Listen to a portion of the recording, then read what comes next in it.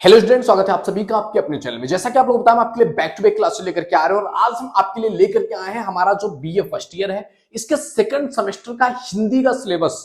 कि हमारा जो सेकंड सेमेस्टर हिंदी का होने वाला है बीए फर्स्ट ईयर का, उसमें हिंदी को लेकर के क्या सिलेबस है, कौन कौन से पॉइंट्स हैं जिनको हमको ध्यान रखना है, कौन कौन से टॉपिक्स है जो हमको पढ़ना है, तो कौन ये यूनिट्स में बटा होता है।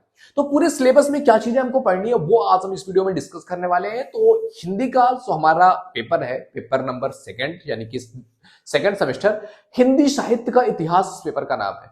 क्या नाम है इसका? हिंदी साहित्य का इतिहास। मतलब हिंदी साहित्य जो हमारे देश का एक बहुत रिच है कि हिंदी साहित्य किस किस तरीके से डेवलप हुआ है। एक तरीके से पूरी हिस्ट्री बात की जा रही है कि हिंदी साहित्य शुरुआत से लेकर के आज तक किस तरीके से उसमें क्या क्या चेंजेस हुए, कौन से टाइम पीरियड पे क्या चीज रहा, उस टॉपिक के बारे में हमको पूरा इस सिलेबस में पढ़ना है। जिसमें आप देख सकते हो यूनिट नंबर 1 जो आपको दिख रहा है, यूनिट नंबर 1 बेसिकली आदिकाल के बारे में है। किसके बारे में है? आदिकाल। आदि मतलब क्या होता है? प्राचीन। तो बेसिकली ये प्राचीन समय के बारे में बात है कि आदिकाल का नामकरण व सीमांकन। आदिकाल का जो टाइम पीरियड रहा वो कई कालों में बटा। अब इसका नामकरण किया गया, नाम लिखा गया, उसको सीमांकन किया गया कि कब से कब तक कौन सा टाइम पीरियड रहा, तो कैसे कैसे आदिकाल का नामकरण हुआ, सीमांकन हुआ। आदिकाल की परिस्थितियों के बारे में बात करना है कि आदिकाल में साहित्य को लेकर के क्या परिस्थितियां रही थी, उन परिस्थितियों के बारे में डिस्कस करना है। आदिकाल का साहित्य मतलब आदिकाल में कौन कौन से साहित्य लिखे गए, जैसे जैनों के साहित्य हो सकते हैं, सिद्ध साहित्य, नाथ साहित्य, रासो साहित्य और लौकिक साहित्य। इस तरीके के साहित्यों की भी रचना की गई। तो ये सारे साहित्य कैसे कैसे लिखे गए, आदिकालीन साहित्य जो थे उनकी प्रवृत्तियां कैसी थी, किस टाइप का वो साहित्य था, उसकी प्रवृत्ति कैसी थी, आदिकालीन जो साहित्य है वो। तो यूनिट नंबर 1 में बेसिकली आदिकाल से रिलेटेड चीजों के बारे में अध्ययन करना है कि आदिकाल का नामकरण, सीमांकन, परिस्थितियां, साहित्य, चाहे वो जैन साहित्य हो, सिद्ध, नाथ, रासो, लौकिक और आदि काल के साहित्य की प्रवृत्तियां।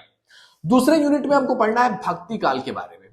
भक्ति काल के बारे में हमको क्या पढ़ना है कि भक्ति काल के उदय की पृष्ठभूमि और परिस्थितियां बताओ कि वो कौन सी पृष्ठभूमि रही जिस पर भक्ति काल का उदय हुआ और कौन सी परिस्थितियां रही, उन परिस्थितियों के बारे में बताओ।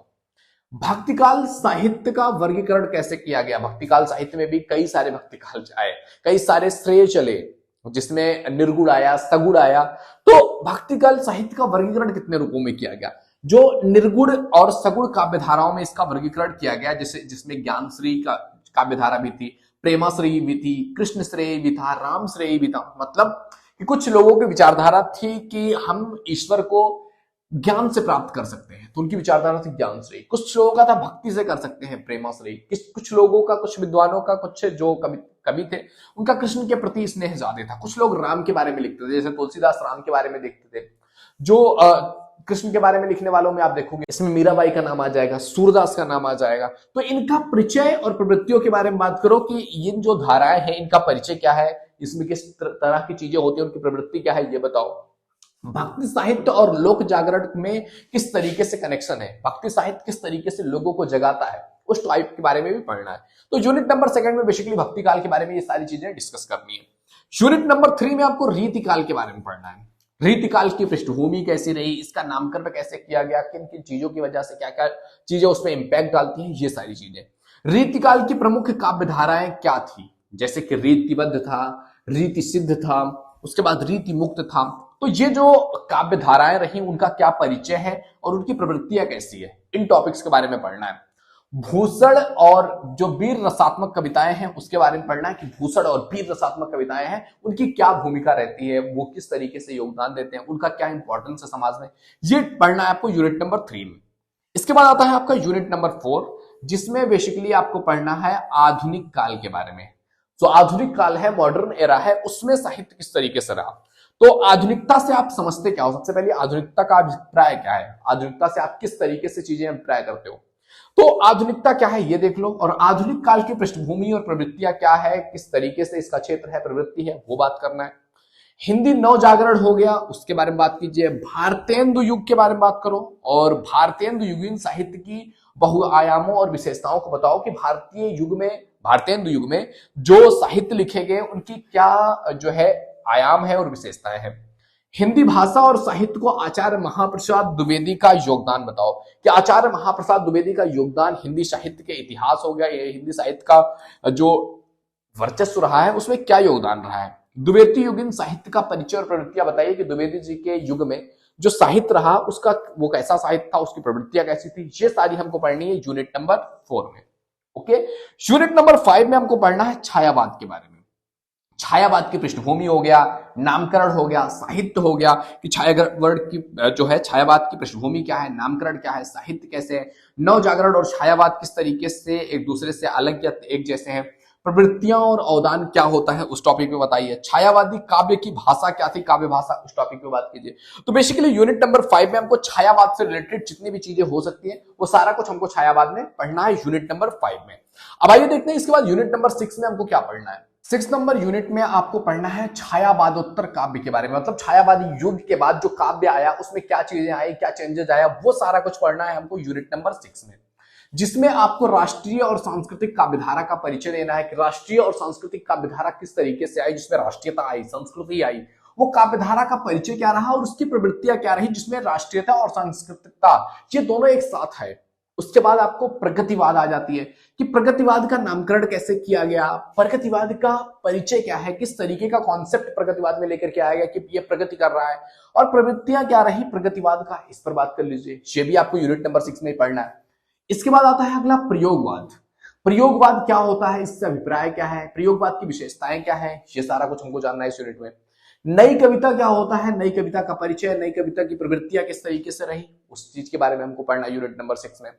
समकालीन कविता का वैविध्य और विशेषताएं कि समकालीन कविता क्या होती है, उसकी वैविधता क्या है, उसकी विशेषताएं क्या है, ये यूनिट नंबर 6 में आपको ये सारी चीजें आपको समझनी है हिंदी में। यूनिट नंबर 7 जो है आपका, इसमें आपको हिंदी गद्य के विकास के बारे में समझना है कि आखिर हिंदी गद्य का विकास किस तरीके से हुआ, हिंदी गद्य के विकास में क्या चीजें रही। तो हिंदी गद्य में अगर आप देखोगे तो इसमें आपको नाटक देखने को मिलेगा, हिंदी गद्य में अगर आप देखोगे हिंदी गद्य में आपको कहानी देखने को मिलेगा, हिंदी गद्य में आपको उपन्यास देखने को मिलेगा, हिंदी गद्य में आपको एकांकी कहानियां भी देखने को मिलती है, आपने देखा होगा, निबंध भी आपको देखने को मिलेगा, जीवनी भी देखने को मिलेगा, संस्मरण भी देखने को मिलेगा, आत्मकथा भी देखने को मिलती है हिंदी गद्य में। हिंदी गद्य का उद्भव और विकास किस तरीके से हुआ, इस पर बात करनी है। हिंदी पत्रकारिता का उद्भव कैसे हुआ और विकास कैसे हुआ कि हिंदी में जो पत्रकारिता, पत्र लिखना हो गया, तो ये हिंदी पत्रकारिता का उद्भव कैसे हुआ, विकास कैसे हुआ, ये सारा कुछ हिंदी गद्य के विकास को पढ़ना है यूनिट नंबर 7 में। ओके, सब हम चैप्टर पढ़ाएंगे तो क्लियरली डिस्कस करेंगे एक एक चीज पर और अच्छे से समझेंगे। यूनिट नंबर 8 में आपको पढ़ना है हिंदी साहित्य में शोध, मतलब हिंदी साहित्य जो है इसमें शोध की क्या भूमिका रही है, उस टॉपिक पे बात करेंगे कि आखिर शोध का अर्थ क्या होता है, शोध का क्षेत्र क्या है इसमें हिंदी साहित्य में, शोध के टाइप्स क्या है, शोध के प्रकार आखिर क्या है, वो भी हम देखेंगे। शोधार्थी की योग्यताएं क्या होनी चाहिए, अगर कोई बंदा शोध कर रहा है हिंदी साहित्य में तो उसकी योग्यता क्या होनी चाहिए, हिंदी में शोध की स्थिति क्या है और आगे क्या बन सकती है उसके बारे में बात करनी है। हिंदी भाषा और साहित्य में शोध की संभावनाएं क्या है कि हिंदी भाषा हो या हिंदी का साहित्य है उसमें शोध को लेकर के क्या संभावनाएं हैं, कितना सोचा जा सकता है कि आगे चल करके शोध इस लेवल पर पहुंच जाएगा। तो हिंदी भाषा में, साहित्य में शोध की संभावनाएं क्या है उस पर बात करनी है। तो ये है आपका यूनिट नंबर 8। तो ये आपका सिलेबस है हिंदी साहित्य का, और एक तरीके से हिंदी साहित्य के इतिहास के बारे में हमको समझना है। तो आई होप ये वीडियो तुम्हें पसंद आया होगा। वीडियो पसंद आए तो लाइक जरूर कीजिए। ये सारे टॉपिक्स आपको क्लियर करने एक एक करके हम आपको जब वीडियोस लेकर के आएंगे तो सारी चीजें, सारा इन्फॉर्मेशन आपको मिलेगा। ओके मेरे दोस्त, तो अगर पसंद आए तो लाइक जरूर कीजिए, शेयर टू योर फ्रेंड्स, जिससे कि उनकी भी हेल्प हो सके और भी लोगों तक हम रीच आउट कर सके। ओके, मिलते हैं आपसे अगले वीडियो में, तब तक के लिए जय हिंद, जय भारत।